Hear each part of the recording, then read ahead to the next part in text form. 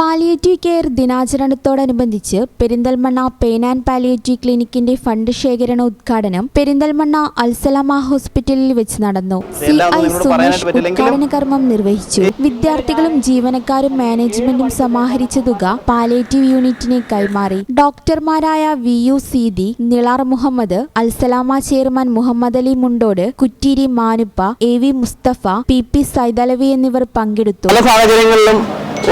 വീട്ടുകാരും നാട്ടുകാരും ഒക്കെ ഉപേക്ഷിച്ചിട്ടുള്ള ആൾക്കാരെ പരിചരിക്കുന്നതിന് വേണ്ടിയിട്ട് ഈ പെയിൻ ആൻഡ് പാലിയേറ്റീവുകാർ നടക്കുന്ന കണ്ടു കഴിയുമ്പോഴത്തേക്കും നമുക്ക് തന്നെ ചിലപ്പം എന്താ പറയുക, നമുക്ക് കുളത്തിൽ പറയുകയാണെങ്കിൽ കിളി പറഞ്ഞു.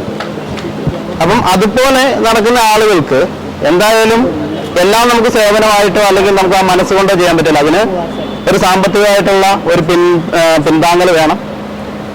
അതുപോലെ തന്നെ അതിനുള്ള ഹ്യൂമൻ റിസോഴ്സസ് വേണം, വാഹനങ്ങൾ വേണം. ഇതെല്ലാം ഇത് ചെയ്യുന്ന ആൾക്കാർ തന്നെ ചെയ്യണമെന്ന് പറഞ്ഞു കഴിഞ്ഞാൽ നടക്കില്ല. അൽസലാമ ഡയറക്ടർ ചോളിക്കൽ നാസർ നന്ദിയും പറഞ്ഞു.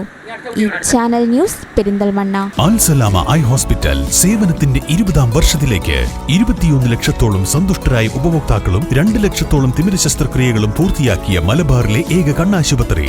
ലോകോത്തര നിലവാരമുള്ള ചികിത്സാ സംവിധാനങ്ങൾ, തിമിര ശസ്ത്രക്രിയ, ഗ്ലൂക്കോമ, റെറ്റിന വിഭാഗം, കോർണിയ, ലേസർ ചികിത്സാ വിഭാഗം, contact lens clinic, optical, pharmacy, lab തുടങ്ങി നൂതന സാങ്കേതിക വിദ്യ ഒരുക്കിയുള്ള എല്ലാ നേത്രരോഗ ചികിത്സാ സൗകര്യങ്ങളും വിദഗ്ധരായ ഡോക്ടർമാരുടെ മേൽനോട്ടത്തിൽ. Al Salama eye hospital, hospital road, Perinthalmanna.